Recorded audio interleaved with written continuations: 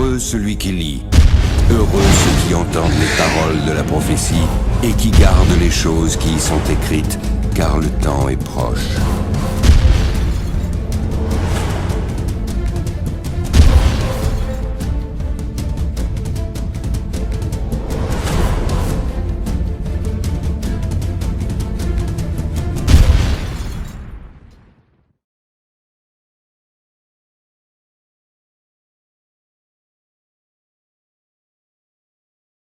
Chers amis, mesdames, messieurs, vous qui nous suivez chaque soir, vous qui nous prenez chaque soir, vous qui êtes connectés, vous qui êtes avec nous chaque soir pour ce programme de causerie sur des questions prophétiques aux portes de l'espérance, soyez bénis au nom de Jésus-Christ et bienvenue à la présentation de ce soir qui a pour titre « Choix décisif ».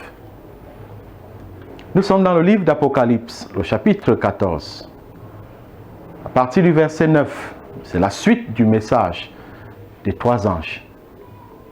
Nous avons déjà étudié le premier ange d'Apocalypse 14, le deuxième ange, et ce soir, nous prenons le troisième ange, avec pour emphase spéciale sur la signification de la marque de la bête, la compréhension du sens biblique de la marque de la bête, et du chiffre 666. Voici ce que Jean voit. Il dit, et un troisième ange les suivit en disant d'une voix forte, si quelqu'un adore la bête et son image, et reçoit une marque sur son front ou sur sa main, il boira lui aussi du vin de la fureur de Dieu.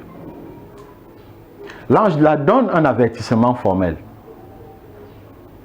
Il a annoncé la venue du jugement, le début du jugement. Il a exhorté le monde à adorer le Créateur du ciel et de la terre. Un autre ange a annoncé la chute de Babylone et a averti le monde au sujet des stratagèmes pour égarer un plus grand nombre. Et maintenant, un troisième messager vient avec un autre message. Et son message est un message d'avertissement. Un message qui nous oblige à faire un choix décisif. Il dit, si quelqu'un adore la bête et son image et reçoit une marque sur son front ou sur sa main, il boira également le vin de la fureur de Dieu. C'est-à-dire que celui qui a accepté de boire le vin, les mensonges, les fausses doctrines, les faux enseignements de Babylone et reçoit sa marque sur sa main, sur son front, c'est-à-dire que dans son esprit et dans sa pratique, qu'il se prépare à boire cette fois-là, pas un vin délicieux, mais le vin de la fureur, de la colère de Dieu. Cependant, l'ange rappelle à Jean qu'il y a un groupe d'hommes, un groupe de personnes qui ne vont pas se livrer à cette adoration, qui ne vont pas se laisser emporter par cette tromperie de la bête. Ils resteront fidèles à l'enseignement biblique. Ils vont persévérer dans l'enseignement biblique et dans l'observation des commandements de Jésus-Christ. La persévérance des saints, ceux qui gardent les commandements de Dieu et la foi de Jésus-Christ. Ce texte rentre dans l'ensemble des avertissements les plus urgents que l'Apocalypse nous donne aujourd'hui pour pouvoir nous préparer à l'ensemble des stratagèmes, à l'ensemble des manipulations que le diable se prépare à mettre en œuvre en cette fin des temps pour égarer un plus grand nombre. Donc l'Apocalypse présente deux groupes. D'un côté, il y a ceux qui font le choix d'adorer le Dieu créateur du ciel et de la terre. C'est d'eux que parle l'ange d'Apocalypse chapitre 14, versets 6 et 7. Et de l'autre côté, il y a un autre groupe, le groupe de ceux qui adorent la bête et son image. Donc, le sceau de Dieu, toujours en contraste ici, avec la marque de la bête. Mais qui est justement cette bête? Il y a plusieurs spéculations, plusieurs positions, plusieurs avis, plusieurs courants d'interprétation au sujet de la bête, de son image et même de sa marque. Ce soir, nous voulons interroger la prophétie, les Saintes Écritures, pour qu'elles nous aident à comprendre, qu'elles nous aident à identifier cette bête d'Apocalypse, le chapitre 13, puisque c'est le chapitre 13 qui commence à nous parler de la bête. La bête d'Apocalypse chapitre 13 et qui se poursuit dans le chapitre 14. Qui est justement cette bête et quelle est sa marque? Lisons le texte biblique. Apocalypse chapitre 13. À partir du verset 1.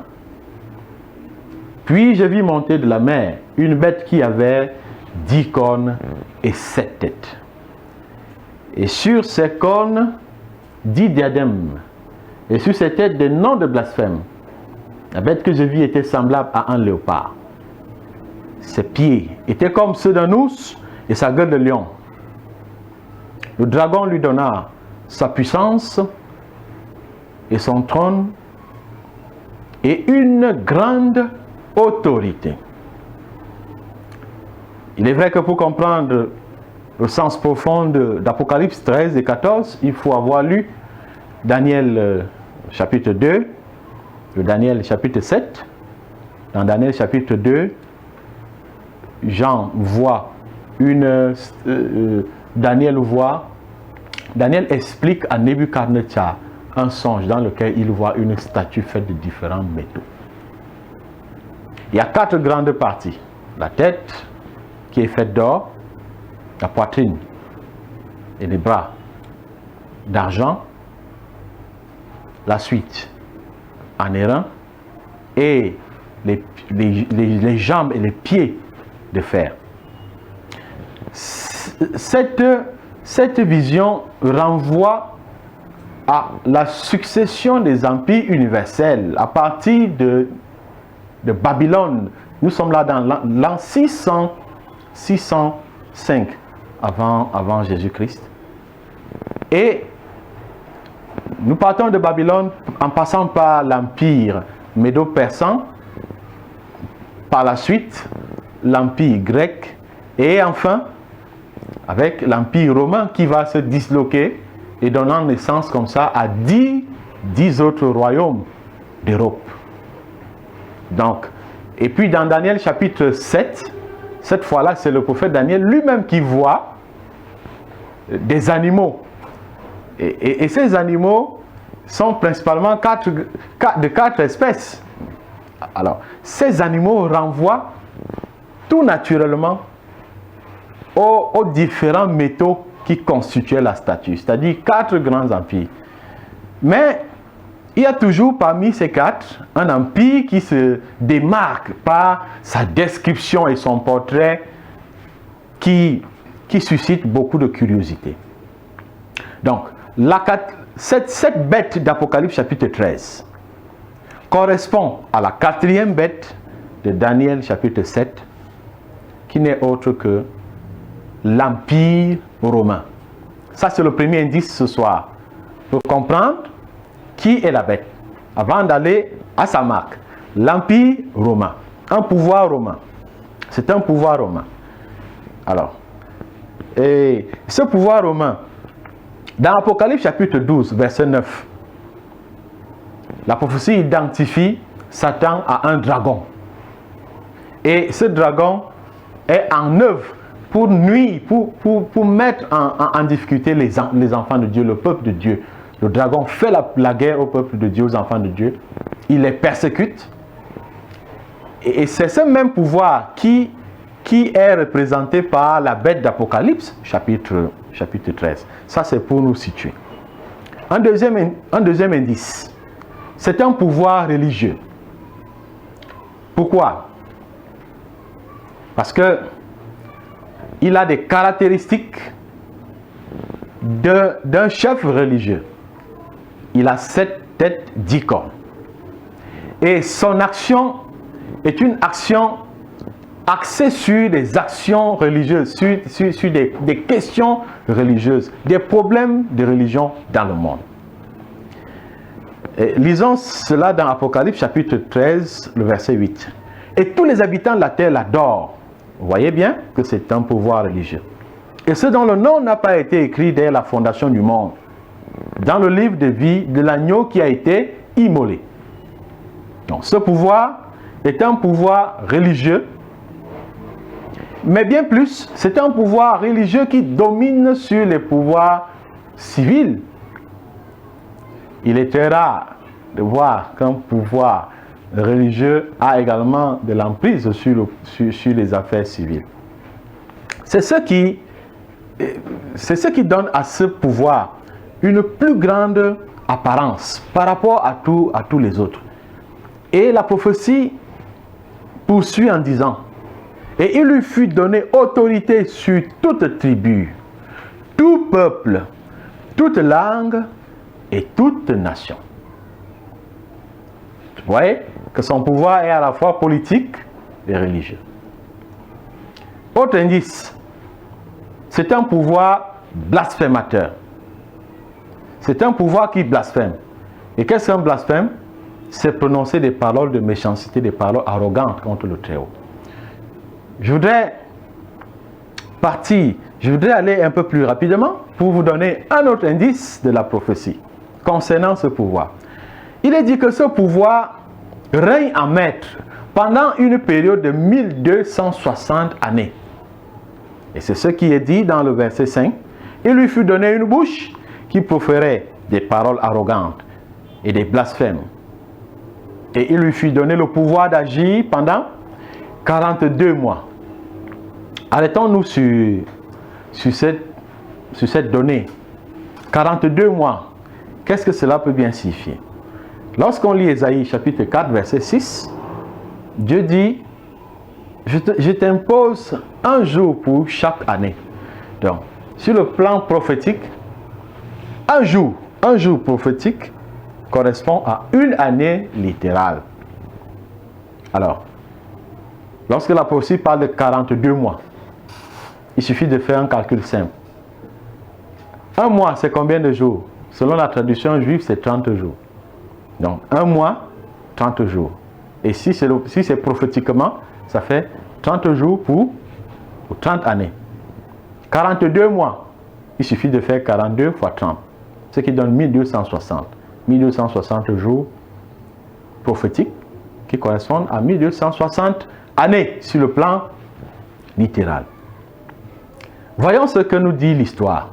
La suprématie légalement reconnue du pape commença en l'an 538 après Jésus, lorsqu'un décret de l'empereur Justinien fut mis en vigueur, plaçant l'évêque de Rome à la tête de toutes les églises et lui donnant autorité de définir la doctrine et de corriger les hérétiques. En 508, la papauté acquiert ce qu'on a appelé la suprématie religieuse. Mais en 538, on lui confère une nouvelle suprématie, un nouveau pouvoir. C'est ce qu'on a appelé la suprématie politico-religieuse. C'est-à-dire que le pouvoir politique se mêle au pouvoir religieux et forme un seul pouvoir. Nous sommes là dans les années 538 après Jésus-Christ. C'est le début du règne officiel de la papauté en tant que pouvoir politico-religieux. Et la prophétie annonce qu'il y a 1260 années qui doivent s'écouler. 1260 années qui doivent s'écouler. Et lorsqu'on fait un petit calcul, de 538 ajouté à 1260, on tombe à l'année 1798 après Jésus-Christ. Date très importante qui correspond aux années de l'indépendance, des indépendances des États-Unis d'Amérique. Demain, nous parlerons des États-Unis d'Amérique dans la prophétie. L'histoire du christianisme nous raconte que Vigile accéda au trône papal en 538 après Jésus-Christ sous la protection militaire des Bélicères. Vous voyez que pour accéder à une fonction religieuse, on s'adosse sur le pouvoir militaire.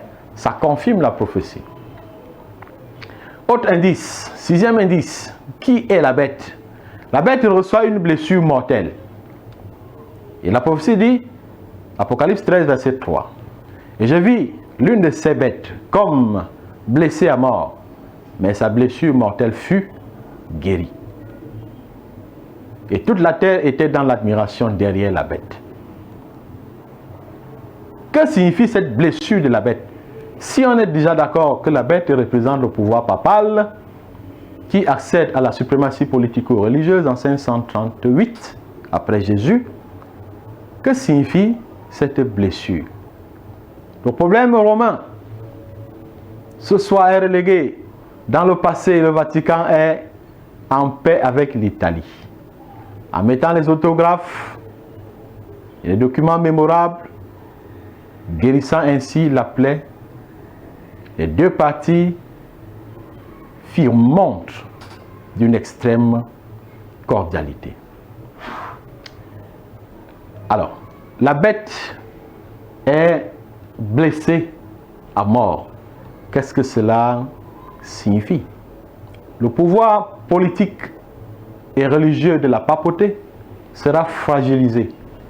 Justement en 1798, lorsqu'un général de Napoléon Berthier fait emprisonner le pape qui mourra justement en prison. Et à partir de cet instant, à partir de ce moment, la papauté perd son pouvoir. La blessure, c'est ça la signification de la blessure du pouvoir papal. Mais cette blessure est guérie lorsque la papauté sera rétablie dans son prestige d'antan, soutenue par les États-Unis d'Amérique, la bête qui monte de la terre. Demain, nous en parlerons. Un autre indice, la prophétie parle de la proéminence mondiale de cette bête à la fin des temps, de ce pouvoir à la fin des temps.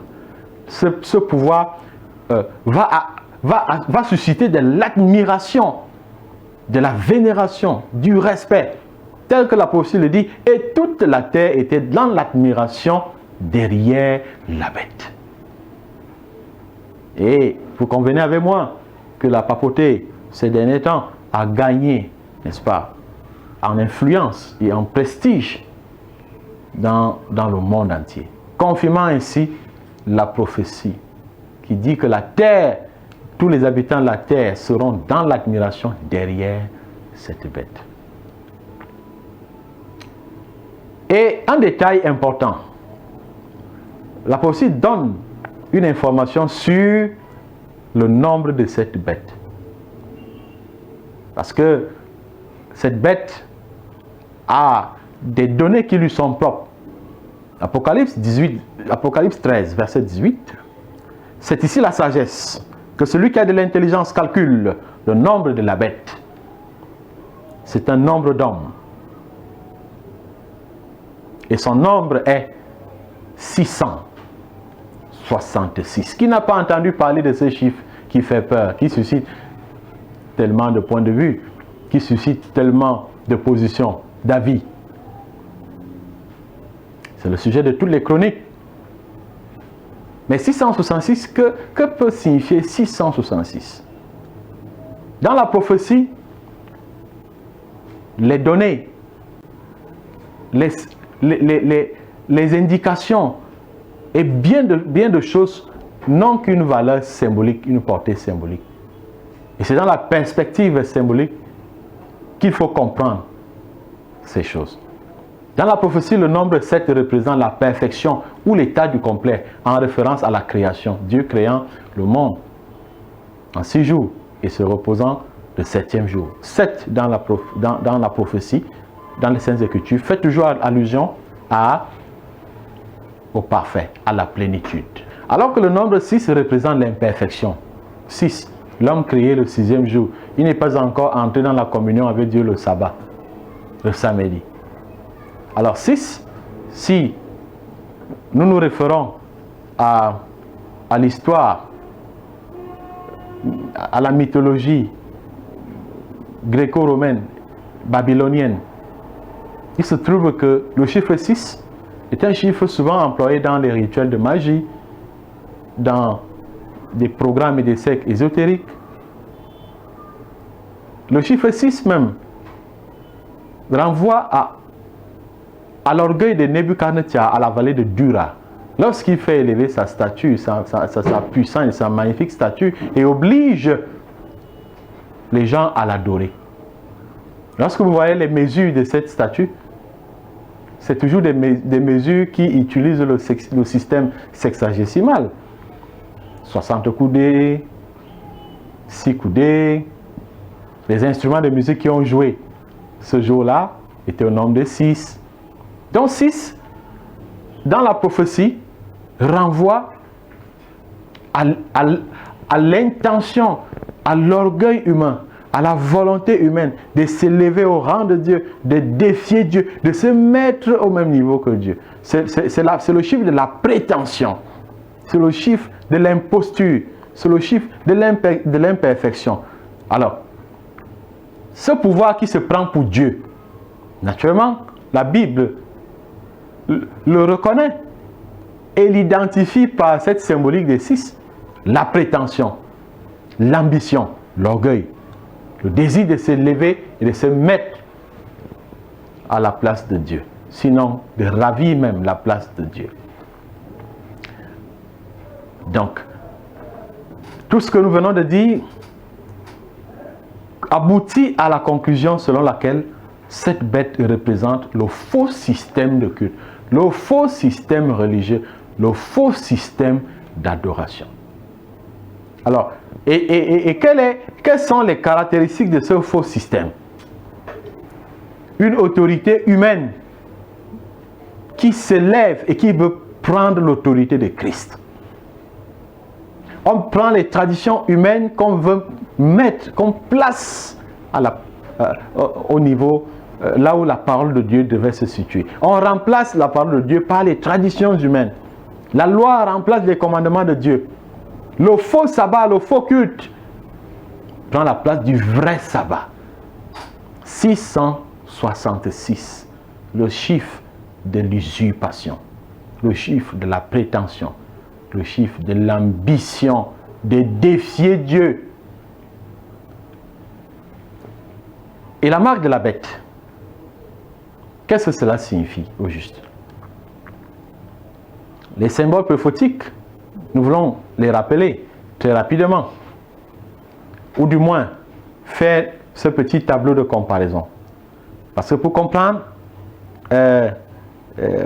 la bête, la signification et comprendre même le sens de la bête d'Apocalypse 13, il faut se référer à Daniel 7. Dans Daniel 7, on parle d'un lion, le premier animal. Apocalypse 13 parle également du lion. D'un côté, des deux côtés, on parle d'un ours comme deuxième animal. Des deux côtés, on voit le léopard comme troisième animal. Dans Daniel 7, on voit comme quatrième animal un terrible animal avec des dents de fer. Dans Apocalypse 13, il est désigné par le dragon. Mais c'est le même animal, c'est le même pouvoir. Il a 10 cornes. Dans Daniel 7, dans Apocalypse 13, il a également 10 cornes. Dans Daniel chapitre 7, verset 25, plus précisément, il prononce des paroles arrogantes. Apocalypse 13 parle des paroles de blasphème. Il règne pendant 1260 années dans Daniel chapitre 7 et Apocalypse reprend ça par l'expression 42 mois qui renvoie à la même réalité. Ce pouvoir dans Daniel chapitre 7 change les temps et la loi, et dans Apocalypse chapitre 13, ce changement des temps et la loi correspond à l'imposition de la marque de la bête. Or, quel est le commandement? Quelle est la loi en rapport avec le temps? C'est le sabbat. Ce pouvoir religieux, humain, désigné par la papauté, a changé effectivement le sabbat et l'a transféré au dimanche, d'après les informations que nous avons eues ici dans les exposés passés. Et Apocalypse appelle cela la marque. Dans une leçon précédente, nous avons parlé du sabbat comme le sceau de Dieu, la marque de Dieu. Et la papauté avoue et reconnaît que le transfert du sabbat au dimanche est la marque de son autorité. Conclusion, la marque de la bête n'est rien d'autre que le dimanche, la propriété et l'œuvre du pouvoir papal qui, s'appuyant sur le prétendu pouvoir reçu de Dieu, a changé le sabbat de Dieu et l'a transféré au dimanche. Alors que le sceau de Dieu renvoie au sabbat biblique du samedi, le sabbat du décalogue, la marque de la bête renvoie au dimanche comme étant l'institution, la propriété, la pensée, l'œuvre de la bête représentée par le pouvoir papal. Il espérera changer les temps et la loi. Lettre du 28 octobre 1895. Voici ce qui est dit. L'Église catholique prétend en effet que le changement était son acte. Et l'acte est une marque de son pouvoir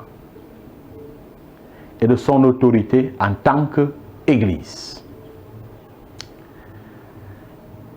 Catholic Record, 1er septembre 1923.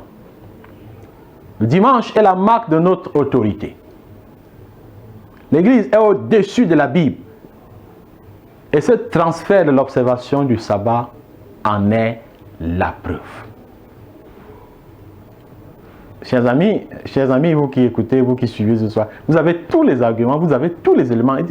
Le dimanche est la marque de notre autorité. Alors que le sabbat est la marque de l'autorité de Dieu sur la création, le dimanche est la marque de l'autorité de la bête qui agit à travers les pouvoirs religieux et humains, les pouvoirs religieux et politiques. Il n'y a plus de discussion, il n'y a plus de doute à ce sujet. Le sceau de Dieu, le sabbat, la marque de la bête, le dimanche. Et l'Église catholique le reconnaît bien en disant que c'est la marque de notre autorité. Alors, l'avenir, la prophétie nous enseigne que bientôt,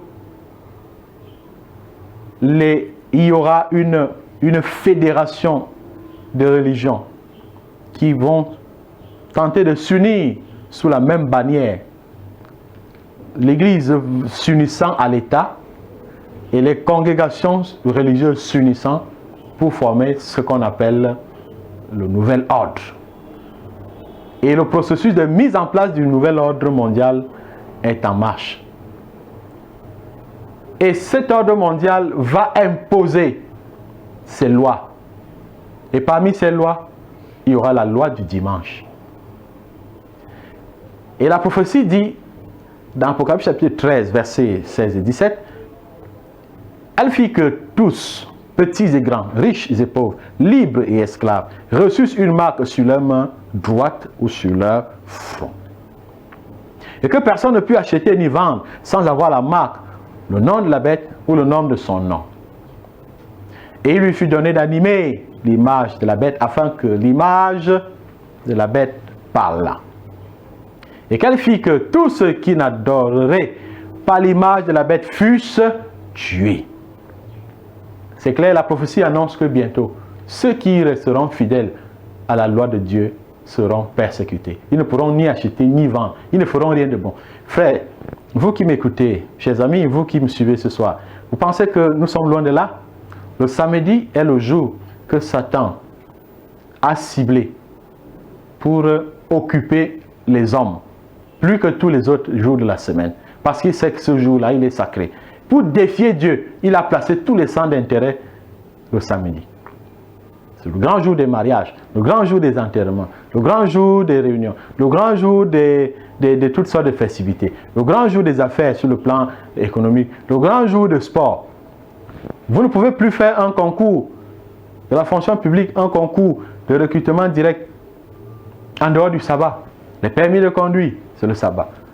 Les professeurs dans les écoles, les rattrapages, le sabbat. Les cours, c'est le sabbat. Les CC à l'université, c'est le sabbat. Ça a commencé. Quiconque veut rester fidèle à Dieu doit perdre quelque chose. Et ça, c'est le début, justement, des persécutions. Et la marque de la bête va s'imposer. Cette loi va s'imposer progressivement. De telle sorte qu'à un moment donné, quiconque veut rester fidèle à Dieu et continuer d'observer le sabbat soit mis en détresse et en difficulté. Autre chose, que symbolise le front et la main? Certains pensent que ce sera une puce qu'on va insérer dans la main, au bras ou bien sur le front. La Bible n'enseigne pas ça. Et pour comprendre le sens du front et de la main, il faut lire Deutéronome, chapitre 6, versets 6 et 8. Et ces commandements que je te donne aujourd'hui seront dans ton cœur.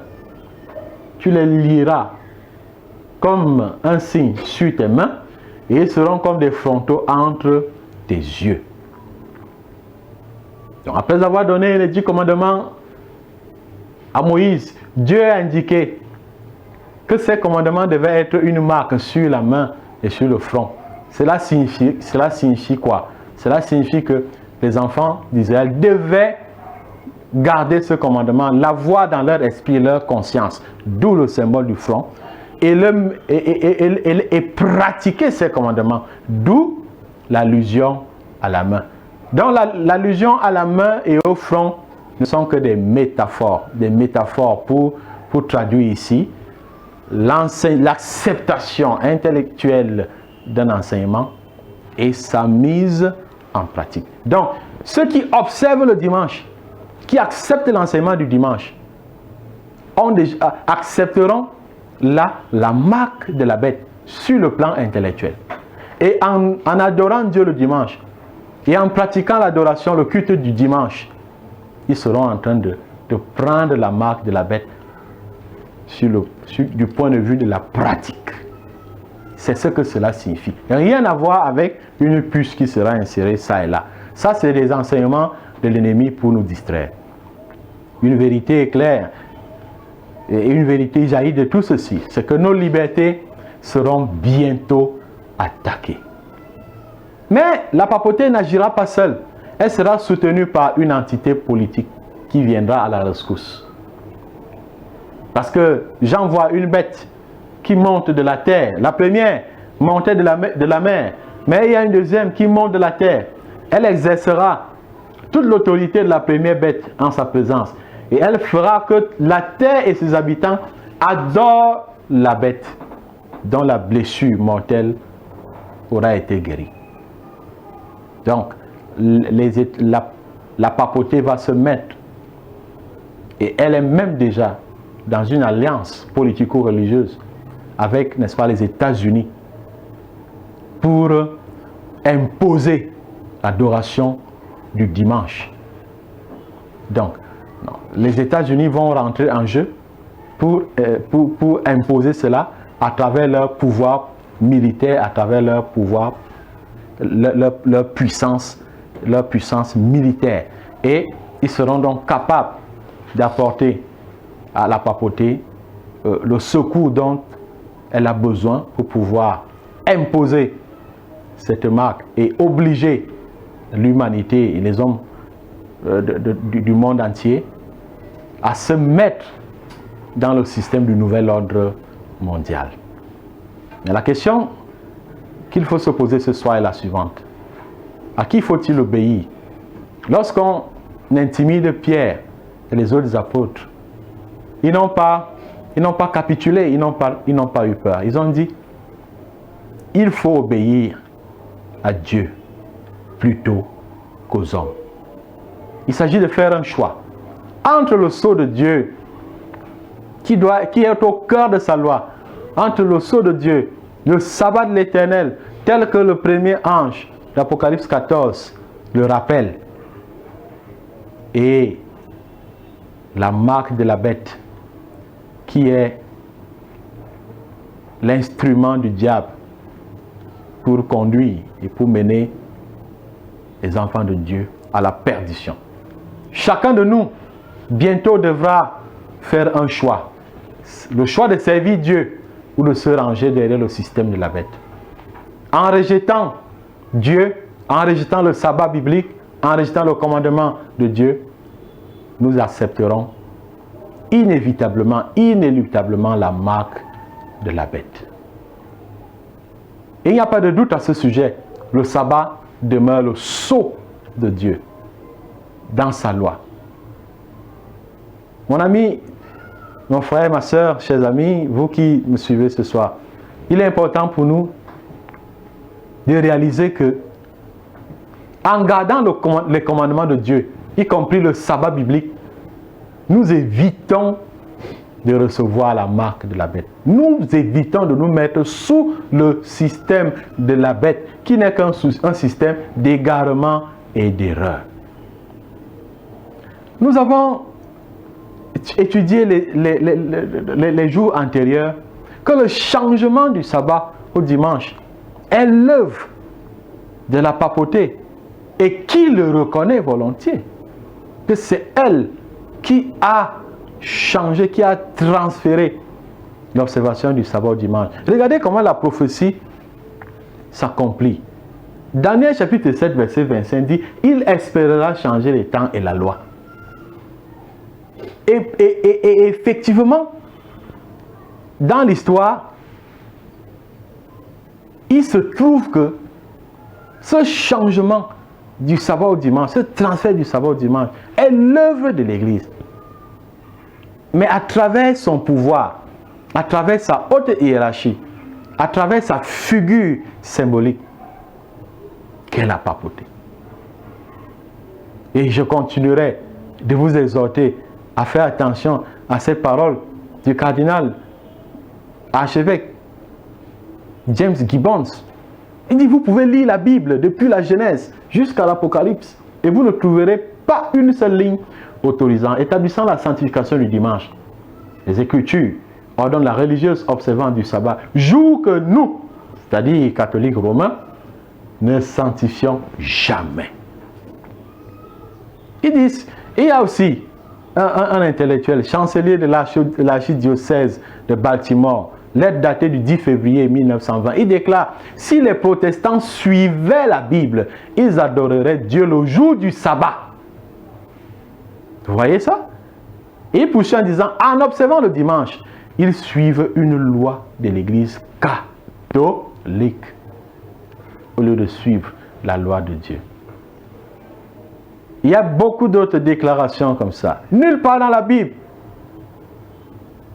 nulle part dans la Bible n'est-il indiqué que le culte devait être transféré du samedi au dimanche. L'Église, par l'autorité divine, a institué le dimanche comme jour de repos. En vertu de sa mission divine, l'Église catholique, en vertu de sa mission divine, a changé le jour du samedi au dimanche. C'est le cardinal James Gibbons. Il y a une autre déclaration de John Locke. Il dit: si nous consultions la Bible seulement, nous devrions encore observer le jour du sabbat, soit le samedi. Ça, ce sont des révélations fortes de l'histoire qui témoignent à suffisance que l'observation du dimanche est une erreur d'homme, mais sous la manipulation et l'instigation du diable. Est-ce que nous avons le pouvoir de modifier, de changer la loi de Dieu? Deutéronome chapitre 4 verset 2. Vous n'ajouterez rien à ce que je vous ai prescrit et vous n'en retrancherez rien, mais vous observerez les commandements de l'Éternel votre Dieu tels que je vous les prescrit. Chers amis, ce soir, alors que nous allons vers la fin de cette étude, il est important pour nous de réaliser que nous sommes appelés à faire un choix décisif. Entre porter la marque de la bête en adorant le dimanche et prendre le sceau de Dieu en adorant le sabbat. Si quelqu'un prend la marque de la bête, si quelqu'un se met dans le système de la bête, la prophétie est claire, c'est qu'il boira le vin de la fureur, de la colère de Dieu. Mais il y a aussi un bénéfice à prendre sur soi le sceau de Dieu. C'est que quand Dieu reviendra, il ne prendra avec lui que ceux dont le front est marqué de son sceau. Et c'est par là qu'il reconnaîtra qui sont ses véritables enfants. Je voudrais ce soir t'exhorter à prendre avec beaucoup d'humilité, avec beaucoup de grandeur. Et beaucoup, je voudrais dire, avec une attitude de prière, ce message que tu as suivi. Il peut paraître frustrant à cause de la qualité des vérités bouleversantes, mais moi je continue de croire que c'est ça l'œuvre de l'Esprit. Nous exposer à la vérité et nous appeler à faire des choix. La prophétie dit que malgré que beaucoup sont derrière la bête et son image, malgré que beaucoup suivent la bête et l'adorent, il y a quand même un petit groupe de croyants qui restent fidèles et qui gardent les commandements de Dieu et la foi de Jésus-Christ. Et Apocalypse chapitre 18 verset 4 conclut en disant: sortez du milieu d'elle mon peuple, afin que vous ne participiez point à ces fléaux. Si tu auras tout oublié ce soir, retiens tout au moins que le sabbat est la marque de Dieu, est le sceau de Dieu, alors que le dimanche est la marque de la bête. Pas seulement le dimanche, mais l'ensemble des institutions et des lois et des commandements qui sont des commandements d'hommes qui n'ont rien à voir avec les Saintes Écritures. Toutes ces choses-là sont l'héritage de la bête. Je voudrais terminer ce soir en lisant pour toi un texte de la Bible qui se trouve dans le livre de Michée, le chapitre 6, le verset 8. Michée chapitre 6, verset 8. Il est écrit: ô homme, on t'a fait connaître ce qui est bien. Et ce que l'Éternel demande de toi, c'est que tu pratiques la justice, que tu aimes la miséricorde et que tu marches humblement avec ton Dieu. On t'a fait connaître, ô homme, ce qui est bien. Ce soir, Dieu t'a fait connaître ce qui est bien.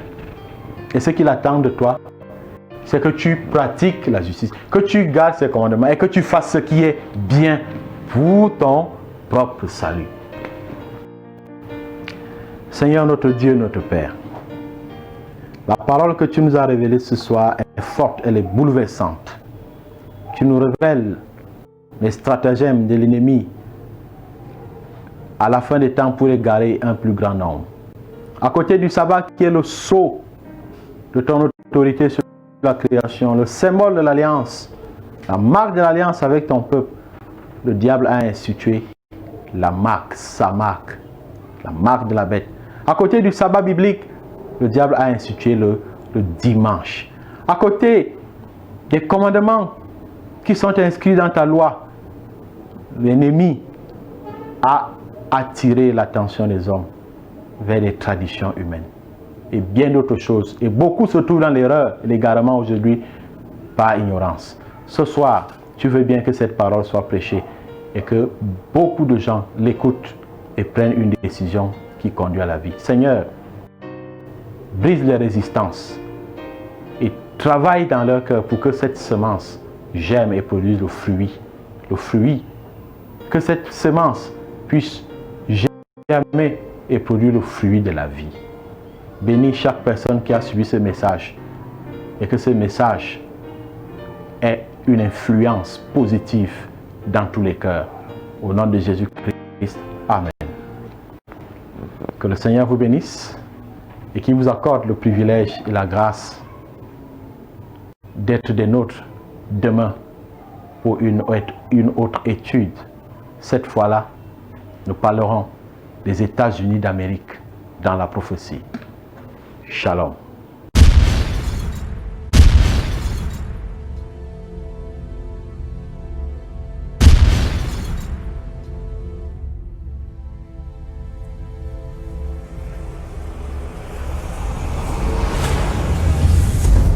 Heureux celui qui lit, heureux ceux qui entendent les paroles de la prophétie et qui gardent les choses qui y sont écrites, car le temps est proche.